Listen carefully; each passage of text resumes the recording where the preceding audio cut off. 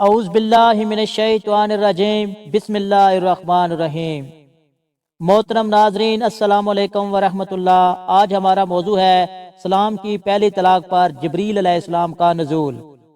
حضرت ابو ہریرہ رضی اللہ عنہ فرماتے ہیں کہ رسول اللہ صلی اللہ علیہ وسلم نے ارشاد فرمایا، تین چیزیں ایسی ہیں جن کی حقیقت بھی حقیقت ہے اور جن کا مذاق بھی حقیقت ہے: نکاح، طلاق، رجت۔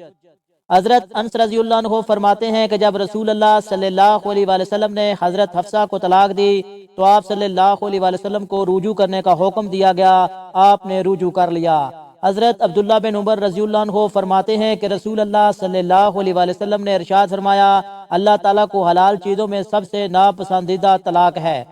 حضرت خولہ بنت سلبہ کا تعلق قبیلہ بن عوف سے تھا۔ آپ کی شادی حضرت اوس بن صامت رضی اللہ عنہ سے ہوئی۔ اوس بن صامت مشہور صحابی حضرت عبادہ بن صامت کے بھائی تھے۔ حضرت اوس بن صامت بہت بوڑھے ہو چکے تھے اور بوڑھے پن کی وجہ سے ان کے لہجے اور طبیعت میں چڑچڑاپن آ چکا تھا۔ آپ چھوٹی چھوٹی باتوں کو لے کر لڑائی جھگڑا کر دیتے تھے۔ انہوں نے اپنی بیوی سے غصے میں آ کر ایک دن یہ الفاظ بول دیے کہ تم مجھ پر میری ماں اور بہن کی طرح حرام ہو گئی ہو، میں تمہارے ساتھ کبھی بھی حاجت پوری نہ کروں گا اور میں تم سے اپنی خواہش پوری نہیں کروں گا۔ اس دور میں یہ رواج تھا کہ کوئی اپنی بیوی سے ناراض ہو کر اگر یہ الفاظ کہہ دے کہ تم میری ماں یا بہن کی طرح مجھ پر حرام ہو گئی ہو، اگر مرد کی زبان سے یہ الفاظ نکل جاتے تو رواج کے مطابق اس وقت میاں اور بیوی کا نکاح ٹوٹ جاتا اور ان دونوں کا ازواجی رشتہ ختم ہو جاتا۔ جب اوس بن صامت رضی اللہ عنہ کا غصہ ٹھنڈا ہوا تو حضرت اوس بہت شرمندہ ہوئے اور پریشان ہوئے کہ انہیں اپنی غلطی کا احساس ہوا کہ میں یہ کیا کر بیٹھا ہوں۔ تو انہوں نے اپنی بیوی سے معافی مانگی، بیوی سے بات چیت کرنے کی کوشش کی تو حضرت خولہ رضی اللہ عنہ نے اسے کہا کہ بے شک آپ مجھے طلاق نہیں دی، لیکن جب تک میں یہ مسئلہ اللہ کے نبی حضرت محمد صلی اللہ علیہ وسلم کے سامنے نہ رکھ دوں اور اس کا حل دریافت نہ کر لوں، میں آپ سے بات چیت نہ کروں گی۔ جب تک اللہ پاک اور اس کے رسول ہمیں اجازت نہیں دیں گے تب تک آپ کا اور میرا ایک دوسرے کے پاس جانا جائز نہیں، ہمارے تعلقات تب تک رحم ہی ٹھہریں گے۔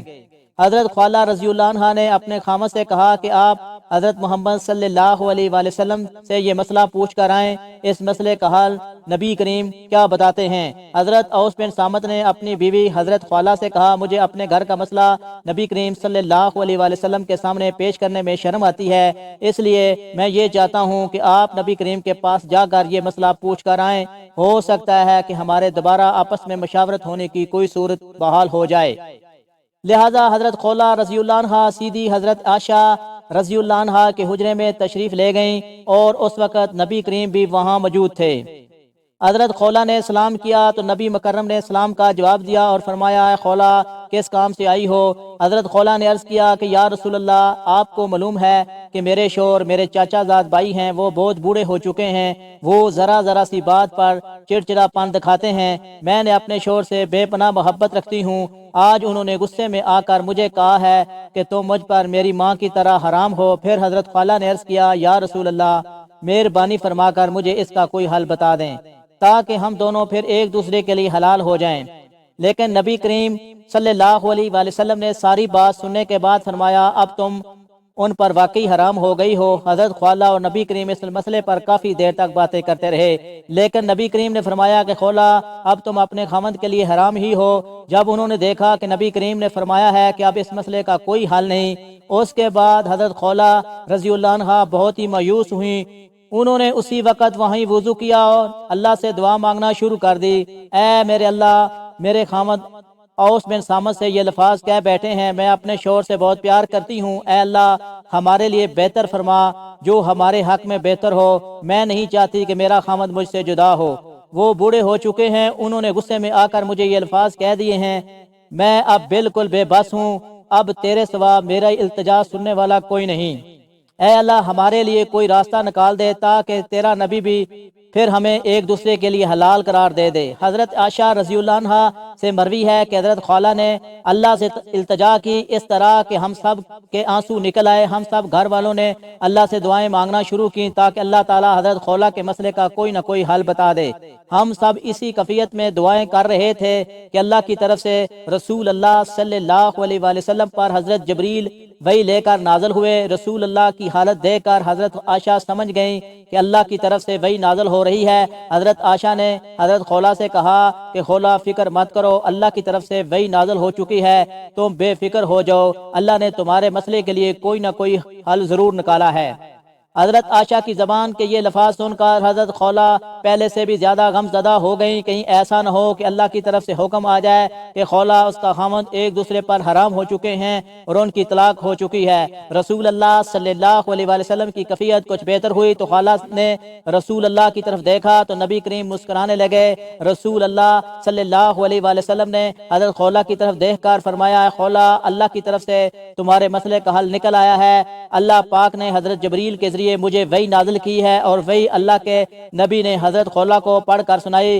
اس کا ترجمہ کچھ یوں ہے کہ اللہ تعالیٰ نے اس عورت کی بات سن لی جو آپ کے ساتھ اپنے شوہر کے بارے میں جھگڑ رہی تھی، چونکہ حضرت خولا ہی وہ عورت تھی جو رسول اللہ صلی اللہ علیہ وآلہ وسلم کی اپنے شوہر حضرت اوس کے بارے میں بات چیت کر رہی تھی۔ حضرت خولا نے حضرت محمد صلی اللہ علیہ وآلہ وسلم سے کہا، مجھے طلاق نہیں ہوئی۔ یہی وجہ تھی کہ اس صورت کا نام بھی مجادلہ اور اس صورت کو شروع بھی اللہ پاک نے انہی لفاظ سے کیا۔ اس صورت کو سننے کے بعد حضرت خولا کا خوف جاتا رہا تو نبی کریم صلی اللہ علیہ وآلہ وسلم نے فرمایا، اے خولا، یہ لفاظ اب طلاق کے زمرے میں نہیں آتے، لیکن اللہ کی طرف سے ان لفاظ کا معنی کچھ یوں ہے کہ ان الفاظ اللہ کی طرف سے وہی نازل ہوئی ہے کہ تمہارے اور ان لفاظ کا یہ کفارہ ہے کہ تم کوئی لونڈی یا غلام آزاد کرو۔ حضرت خولا نے ہاتھ جوڑے اور عرض کی کہ یا رسول اللہ، آپ بہتر جانتے ہیں میرے خامند کے پاس نہ کوئی غلام اور نہ ہی کوئی لونڈی ہے، وہ کس کو آزاد کرے؟ نبی کریم صلی اللہ علیہ وآلہ وسلم نے فرمایا، خولا اپنے خامند سے کہو کہ 3 مہینے مسلسل روزے رکھے۔ حضرت خولا نے عرض کیا کہ یا رسول اللہ، آپ تو جانتے ہیں کہ میرے خامند عمر رسیدہ اور بہت کمزور ہیں، وہ روزے نہیں رکھ سکتے۔ رسول اللہ صلی اللہ علیہ وآلہ وسلم نے فرمایا، اگر وہ یہ دونوں کام نہیں کر سکتے تو ان سے کہو کہ وہ 60 مساکین کو پیٹ بھر کر کھانا کھلا دیں۔ حضرت خولا نے پھر عرض کیا کہ یا رسول اللہ، ہم بہت غریب ہیں، ہم سے یہ کام بھی نہیں ہو سکے گا۔ رسول اللہ صلی اللہ علیہ وآلہ وسلم نے فرمایا کہ اچھا یہ بھی نہیں کر سکتے تو ام المناظر بن قیس کو میرے پاس بلاؤ، ان سے کھجوریں لے کر 60 مسکینوں کو کھلا دو۔ سب کچھ سننے کے بعد حضرت خولا اپنے گھر کی طرف چلی گئی۔ گھر پہنچی تو آپ کے شوہر نے دریافت کیا کہ نبی کریم نے کیا فرمایا ہے۔ حضرت خولا نے فرمایا کہ نبی کریم نے ہمارے مسئلے کا حل بتا دیا ہے۔ رسول اللہ صلی اللہ علیہ وآلہ وسلم کا حکم ہے، ام المناظر بن قیس کو میرے پاس لے کر آؤ اور ان سے کچھ کھجوریں لے کر 60 مسکینوں کو صدقہ دیا کرو۔ اس طرح حضرت اوس نے اپنی کھائی ہوئی قسم کا کفارہ ادا کیا۔ ہمیں چاہیے کہ ہر بات کو سوچ سمجھ کر ہی زبان سے نکالیں۔ اللہ پاک ہمیں ہمارے والدین اور تمام امت مسلمہ کی مغفرت فرما دے۔ اللہ پاک مجھے اور آپ کو تمام مسلمانوں کو نیک اعمال کرنے اور برائیوں سے دور رہنے کی توفیق عطا فرمائے۔ آمین ثم آمین۔